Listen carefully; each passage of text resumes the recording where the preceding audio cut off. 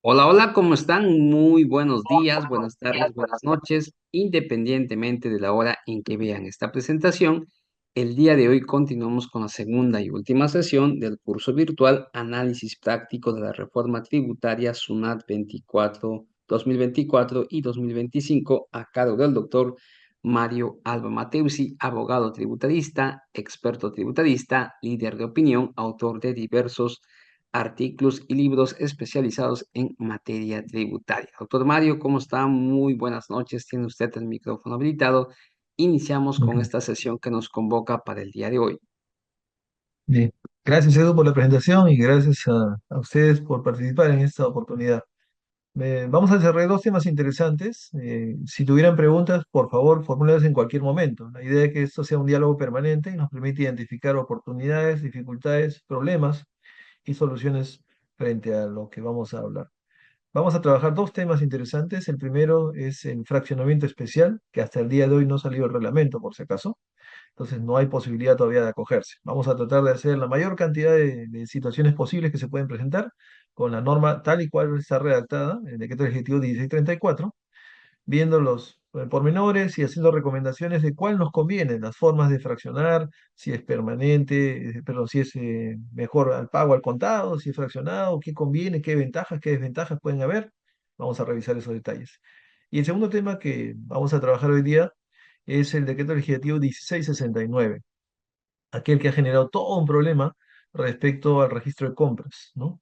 Para ver hoy en día si es posible utilizar el crédito fiscal en los 12 meses que normalmente uno tenía o simplemente en el mes en que corresponda. Esa norma tampoco está en vigencia porque falta el reglamento. O sea, si nos damos cuenta, estamos atados de manos ahorita en los dos dispositivos que vamos a revisar, porque el primero que vamos a trabajar ahora no se puede acoger hasta que no se publique un reglamento. Y el segundo no entra en vigencia hasta que no se publique el reglamento. Esperemos que el nuevo superintendente, ¿no? Pueda agilizar ese mecanismo y ayude sobre todo a que los contribuyentes puedan aprovechar este mecanismo de fraccionamiento, ¿no? Sin más preámbulo, y como mencioné, formulen por favor preguntas en cualquier momento. La idea es que sea un diálogo permanente. Empecemos a trabajar el primer tema, que es el régimen del fraccionamiento especial, ¿no? Un preámbulo. ¿Qué es un fraccionamiento? No es lo mismo que un aplazamiento. Un fraccionamiento es un pago en cuotas. Un aplazamiento es una postergación del pago de la deuda. Lo que está aprobando este decreto legislativo es un fraccionamiento, no un aplazamiento. Lo que normalmente podemos ir a la administración tributaria y decir, por si acaso, administración tributaria, no tengo para pagar, dame unos 3 4 meses y después de ahí fracciona la deuda. Ese es aplazamiento. Eso no se da con esta norma. Con esta norma se da un fraccionamiento, es decir, una división en cuotas de lo que yo puedo establecer. ¿Ok? Entonces, primer punto. Pero vayamos a ver qué encontramos con este decreto legislativo 1634. ¿Ok? Un primer tema es ver los antecedentes de fraccionamientos que han existido en el Perú, particularmente desde los años 90 en adelante, ¿no? Algunos de estos fraccionamientos que vamos a revisar de manera genérica han tenido diferencias con el que vamos a ver a continuación, con el que toca revisar con esta normativa última. Muchos de estos fraccionamientos tenían una lógica distinta, en el sentido que si yo cumplía con un pago de cuotas hasta una determinada fecha, tenía la posibilidad, ¿no? Que había una rebaja del monto del tributo insoluto. Eso no se da en esta figura. Es una primera diferencia. Y en estas cuotas que yo podía hacer el fraccionamiento, me perdonaban parte de la deuda si estaba al día. Eso no sucede en este fraccionamiento. ¿Cuáles son esos fraccionamientos que normalmente escuchábamos, ¿no? Hace varios años, 90, 94 en adelante? Fueron los siguientes. El primero, el más conocido, es el REAF, que es el régimen excepcional de aplazamiento y o fraccionamiento. Ahí sí establecí ese mecanismo de aplazar la deuda y establecer pago en cuotas. Ese régimen ya no está vigente, pero sirve como una especie de antecedente, ¿no? Ya se dio un mecanismo que permitía en cierta medida que el contribuyente cumpla con pagar. ¿Cuáles son las dificultades de estos fraccionamientos? Que a veces los contribuyentes dejaban un momento de pagar y se olvidaba de la deuda, ¿no?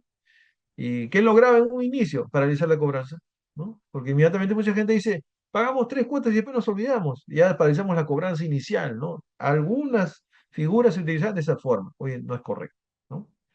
Un segundo fraccionamiento se dio con un decreto legislativo 848, ¿no? Que es el régimen de fraccionamiento especial, ¿no?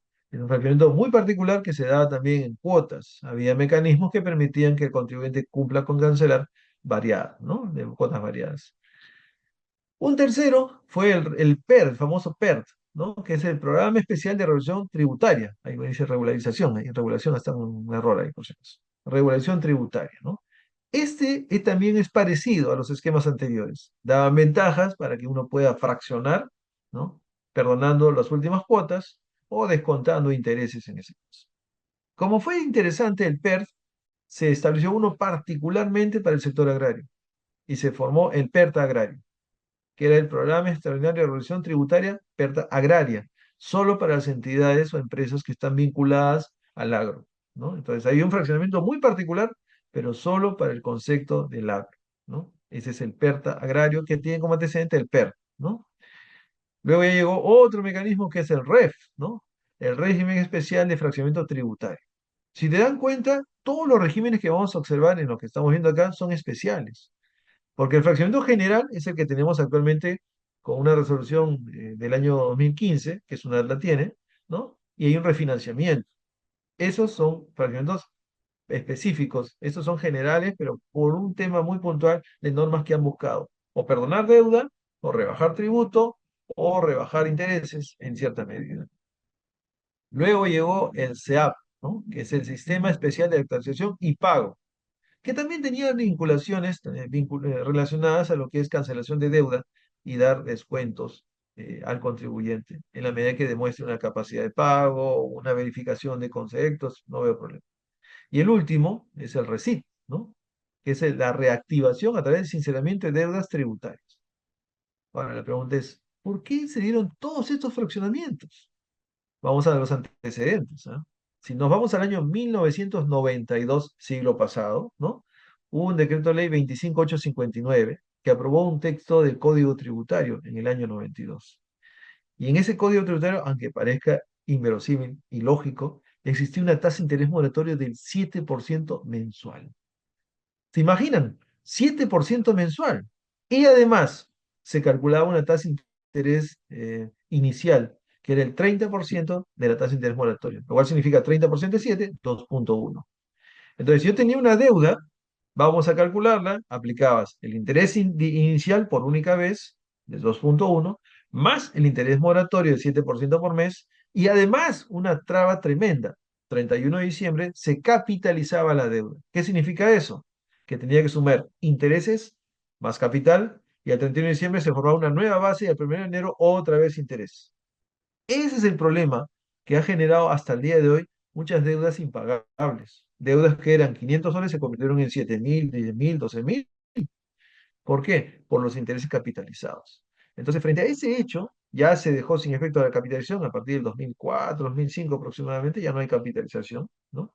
Pero las deudas anteriores sí existía mecanismo de capitalización, lo cual llegó a un momento impagable, totalmente. Por esa razón se dieron estos fraccionamientos, pero si se dan cuenta son fraccionamientos, no implica amnistía. En algunos casos podía justificarse el perdón de parte de las cuotas cuando uno estaba al día, ¿no? Si se pagaba tantas cuotas, se perdonaba una cuota, dos cuotas, es posible. Se perdonaba insoluto, es posible. Pero si nos damos cuenta, no son los mecanismos típicos de amnistía que sí tienen las municipalidades, ¿no? Donde eliminan deuda, eliminan en cierta medida intereses, pero recuerden solo en lo que corresponde a tasas y contribuciones, no a impuestos, porque si no tienen posibilidad de eliminar las municipales impuestos. Entonces, estos son un poco los antecedentes para ver por dónde va el tema del fraccionamiento.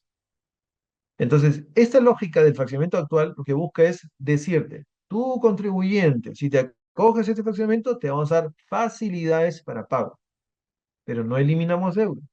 La deuda que sí se elimina, y la vamos a ver a continuación, es intereses y multas. Y no 100%, en algunos casos sí, otros no, pero vamos a analizar cuáles son estos supuestos. Entonces, estos son básicamente, para tener un tema de antecedentes, los fraccionamientos que han existido en la legislación y sobre todo en los mecanismos que SUNAT administra deuda.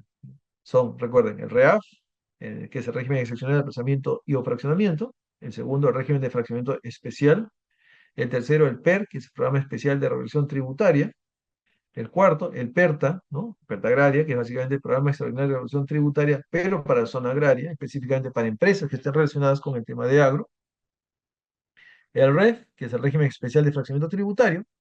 El SEAP, que es el Sistema Especial de Actualización y Pago, y el último es el RECIP, ¿no? Que es el reactivación a través del sinceramiento de deudas tributarias. Esos son como mecanismos interesantes antes de abordar lo que vamos a trabajar, es los antecedentes normativos, ¿no?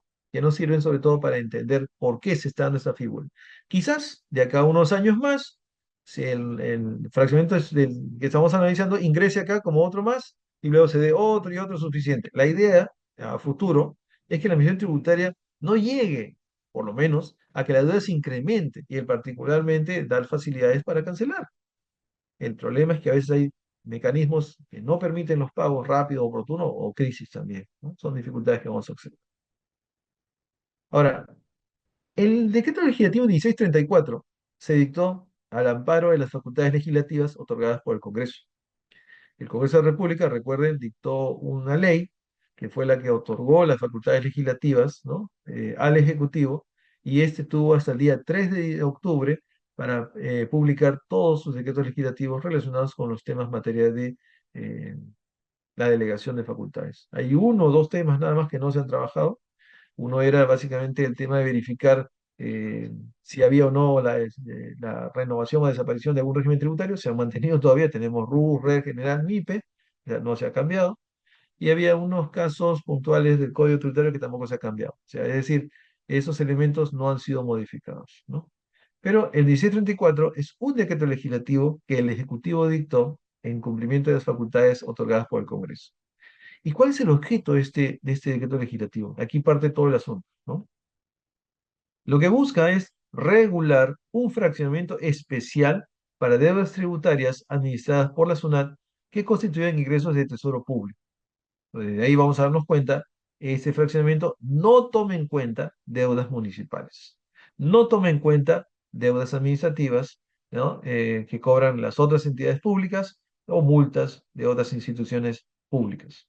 Solamente corresponde a ingresos de tesoro público que administre SUNAT exclusivamente, ¿no? Entonces ya de ahí vamos a ver un elemento que limita de manera específica al tipo de deuda que vamos a consignar, pero hace referencia a deudas tributarias, ¿ok?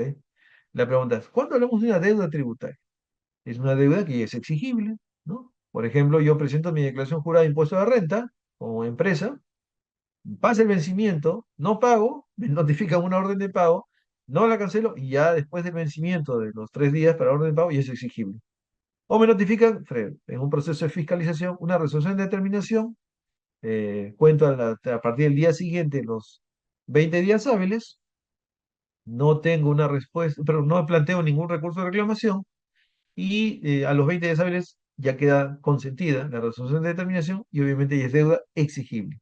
No significa, a diferencia del orden de pago, que te notifico la resolución de determinación el día siguiente de cobro, ¿no? Tengo que esperar los 20 días hábiles con admisión tributaria para que tú puedas plantear tu reclamación. Si no la planteas, entonces en ese caso, paso el día 21, ya puedo iniciar la acción de cobranza. Te notifican la resolución de cobranza coactiva, te doy 7 días hábiles, no cancelas, ya viene medida cautelar. Y así sigue todo el proceso. Entonces, cuando hablamos de deuda tributaria, no es deuda determinada, sino determinada y exigible, ¿no? Ese es el detalle que debemos analizar. Entonces, ese fraccionamiento lo que busca es regular prácticamente la posibilidad de otorgar un régimen de pagos en cuotas, ¿no? Por deudas que el SUNAT administra, pero que sean ingresos de tesoro público, particularmente. Ahora, ¿cuál es la finalidad? ¿Para qué se entiende esta norma? ¿Cuál es el fin? ¿No? ¿De qué manera se está orientada? Y aquí observamos que lo que busca este dispositivo legal, obviamente publicado y falta el reglamento todavía, es incentivar el pago de las deudas tributarias administradas por la SUNAT y con ello hacer posible el incremento de los ingresos del Estado. En pocas palabras, caja. Rápidamente, caja. Es lo que quiere el fisco, caja. Pero mientras más se demore en aprobar el reglamento, menos posibilidad de caja va a tener. Inclusive, ¿no? Muchos llaman por teléfono y a la oficina dicen, tenemos cobranza coactiva, ¿qué hacemos? No, vamos, no hay fraccionamiento, todavía no hay, ¿no? Ahora, ¿qué va a significar acaso? Que está la Administración Tributaria efectuando cobranzas coactivas por todos lados para presionar al contribuyente y cuando salga el reglamento, acogerlas inmediatamente, una posible estrategia quizás. Pero lo que busca obviamente es incentivar el pago de deudas tributarias. Ahora, esa es una pregunta típica, ¿no? ¿Tengo que esperar un fraccionamiento especial para pagar mi deuda? ¿Por qué no puedo pagarla antes? Porque no existe algún mecanismo de ventaja, ¿no? Si se dan cuenta, lo que estamos observando acá es que bajo esta normativa van a haber ciertas facilidades que voy a recibir como contribuyente y que va a significar en cierta medida una liberación de un pasivo que tengo elevado, sobre todo en dos elementos importantes, los intereses y las multas. Lo que esta norma, recuerda, lo que esta norma está haciendo es descontando intereses y multas. No está eliminando tributo, no está eliminando tributo. Por esa razón viene la pregunta siguiente. ¿Este dispositivo es una amnistía? La respuesta es no. ¿Por qué no es una amnistía? Porque no te está eliminando deuda, te está rebajando intereses y en algunos casos 100% de multa. No, es correcto, pero no te está eliminando deuda. Entonces no es una amnistía. Erróneamente muchos dicen, aprovecha la amnistía, esta amnistía nunca más se va a dar. En realidad no es correcto. Lo que tendríamos que observar es que lo que está haciendo el contribuyente, en este caso, es aprovechando un beneficio de facilidad de pago que la administración tributaria tiene y otorga al contribuyente en la medida en que se cumplen las condiciones que todavía falta determinar en el tema del reglamento. Entonces, no es una amnistía nuevamente porque se está permitiendo un fraccionamiento de la deuda, pero esta parte sí es interesante, con una rebaja de intereses o multas que en algunos casos llegan al 100%. Ahora la pregunta es, ¿me conviene? Por supuesto que sí, ¿no? ¿Cuántos contribuyentes nos llaman y nos preguntan, ¿ya salió el reglamento? ¿Ya se publicó? ¿Ya hay acceso a la página web? Todavía no, ¿no? Pero recuerden que el día que se publique el reglamento y señale la vigencia, lo más seguro que los primeros días muchas personas van a estar preguntando cómo se trabaja, de qué manera, cómo se determina, y sería materia de una revisión del reglamento, ¿no? Pero si el reglamento es lo más sencillo posible y automáticamente en vigencia al día siguiente de su publicación, deberían ya tener la Administración Tributaria el acceso a la página donde puedan uno ingresar y obviamente seleccionar ya la deuda que va a considerar dentro de ese fraccionamiento. Eso faltaría, como digo, determinar conforme a lo que diga el reglamento. Entonces, recordemos, no es una amnistía, es un fragmento especial, se está estableciendo pagos en cuotas, ¿ok? Donde sí podría quizás considerarse amnistía, entre comillas, es la rebaja de intereses y multas. Pero cuando hablamos de rebajas, si tengo el 100%, en buena hora, ¿no? Nadie quisiera tener una multa elevada y simplemente lo que vamos acá es una rebaja total, ¿no? Entonces, esos son temas que tenemos que analizar. Acá viene parte interesante y nos vamos a demorar un poquito en esa parte. ¿Qué deudas se pueden acoger? Aquí tomemos bastante atención. Miren lo que yo puedo justificar para acogimiento de deudas. Dice, primer punto, las deudas tributarias administradas por la SUNAT, que constituyen ingresos de tesoro público. ¿Cuáles son? Observemos el impuesto de renta. Ahora, muchas preguntas van a decir, el impuesto de renta, dos posibilidades. ¿Fracciona el pago cuenta que no es cancelado o fracciona deuda del impuesto de renta general del impuesto anual? Si te das cuenta, los pagos a cuenta no se van a fraccionar. Lo que vas a fraccionar es deuda tributaria que está contenida en una orden de pago, ¿no? Del impuesto a la renta. Eso es lo que va a suceder. Entonces, el impuesto de renta vas a tener que establecerlo como un primer punto, ¿no? El impuesto de renta. Otro tema, otro tributo, el impuesto general a las ventas, ¿no? Todas aquellas operaciones que se realizan en aplicación del artículo 1 de la ley de IGB, ¿no? Lo que es venta de bienes muebles, prestación de servicios, utilización económica de servicios, el tema puntual de lo que es contrato de construcción, primera venta de inmuebles, importación. Esos son temas de IGB. Si hay deuda, obviamente se va a poder incorporar en este mecanismo. Otro, el selectivo al consumo, ¿no? Es un impuesto monofásico, ¿no? Que graba una sola fase, a diferencia del impuesto general a las ventas, que es plurifásico, no acumulativo. En el tema del impuesto selectivo al consumo es distinto, su redacción alude necesariamente a un impuesto monofásico, que era una sola fase, o quizás la importación y la venta primera que se efectúa en el país, ¿no? Sobre todo de productos específicos señalados en los apéndices 3, 4 y 5, ¿no? Perdón, 3 y 4 de la ley del IGB, ¿ok? Luego tenemos el IPM. Uno puede decir, profesor, ¿el IPM cuál es? Es un impuesto de promoción municipal. Pero es un impuesto municipal. Cuidado. El IPM es lo que todos vemos siempre día a día conjunto con el IGB. Si ustedes se dan cuenta y revisan la legislación del impuesto general a las ventas, la tasa del IGB es 16%, más 2% de IPM. ¿Ok? El 2% de IPM es en cierta medida un tributo que también está específicamente vinculado, ¿no?, a lo que es el IGB. Pero se calcula, perdón, se graba, todas las operaciones que graban el IGB están sujetas al IPM. ¿Ok? Ese es un detalle que debemos considerar. Entonces, ese es un punto, ¿no?, por revisar. Ahora, déjenme ver si tengo acá promoción municipal. Ahora, tengo acá un artículo que quería comentarles. A ver si lo tengo acá, se los entrego. IPM, ojalá tenga acá. Lo busco después, no hay problema. Ese es un artículo que había elaborado hace un tiempo atrás sobre el impuesto de promoción municipal. Pero está relacionado necesariamente con el tema de lo que es eh, IGB, ¿no? Promoción municipal. A ver si está acá, se lo paso. Vamos a ver si está. ¿Está o no está? No. Ok. Hay un artículo que les quiero compartir que hace referencia al Fondo de Compensación Municipal. No es el impuesto, es Fondo de Compensación Municipal. Y uno de los componentes es el impuesto de promoción municipal. Voy al chat, ¿no? Les comparto el primer enlace que pueden revisar. En ese artículo, si bien es cierto, no está relacionado con el tema que estamos analizando, se menciona ahí qué es el impuesto de promoción municipal, ¿no? Entonces, para que lo tengan como referencia, les puede ser útil si desean. Entonces, nos damos cuenta: impuesto a renta, impuesto general a las ventas, impuesto selectivo al consumo, impuesto de promoción municipal, impuesto especial a la minería. Y es un tema que exclusivamente relacionado con el tema de explotación minera.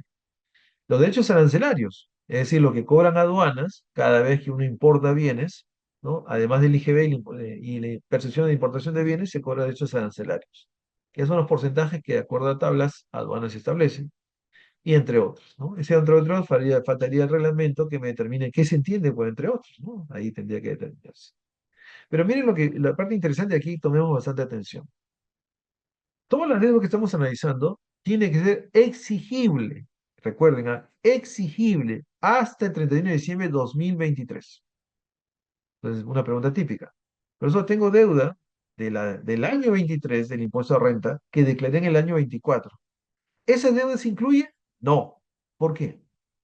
Porque es una deuda exigible en el año 24. ¿Cuándo presentas tu declaración anual de impuesto a renta del 23? Recuerden que ese año hubo dos cronogramas, ¿no? Marzo, abril o mayo, junio. ¿Cuándo es exigible la deuda? Vencimiento de la deuda después de haber presentado. En consecuencia, después del plazo de presentar la declaración jurada y determinada la deuda, y es exigible. ¿Cuándo es exigible? 2024.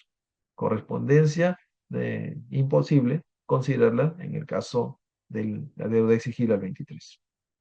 Ahora, si yo tuviera deuda en impuesto de renta el año 22 que presento en el 23, obviamente sí es exigible. Al 31 de diciembre del 23, ahí sí es posible incorporarla. Pero deuda de ese año no. Profesor, pero tengo deuda del 22 o el 23, ¿no? De IGB, y los tuve en un fraccionamiento, pero perdí el fraccionamiento el año 24. La pregunta es: ¿cuándo es exigible la pérdida de fraccionamiento? 24, no lo incorporas, ¿no? Entonces, sí, es un dato importante por analizar. Y algo adicional. Miren lo que dice, el cuadro que estamos aquí. Estas deudas que estamos analizando, renta, IGB, selectivo, IPM, impuesto minera, ¿no? Dice, contenidas. ¿En dónde? En valores. Y te dice, resolución de determinación, primer elemento, órdenes de pago, resoluciones de multa, son los valores típicos que observamos en materia de impuestos a renta, otros más, liquidaciones de cobranza, ¿no? Liquidaciones referidas a declaraciones aduaneras u otras resoluciones, incluidos los saldos de aplazamientos y fraccionamientos, que estén vigentes, ¿no? O que se encuentren vigentes o con causal de pérdida pendiente de pago a la fecha de presentación de la solicitud de acogimiento. ¿Ok? Entonces, ahí te das cuenta de ese detalle. A ver, vamos a ver acá en consulta. Buenas noches, Nancy dice: me llegó una resolución de multa por presentar declaración jurada del 2020 fuera de fecha. ¿Puedo fraccionar la deuda? A ver, ¿esa multa cuándo fue notificada? ¿No? Si es una multa notificada en el año 2024, si fue en 2024 es exigible en el 2024. No justificaría. Es posible que en el reglamento se señale algún elemento para que pueda determinarse esta obligación.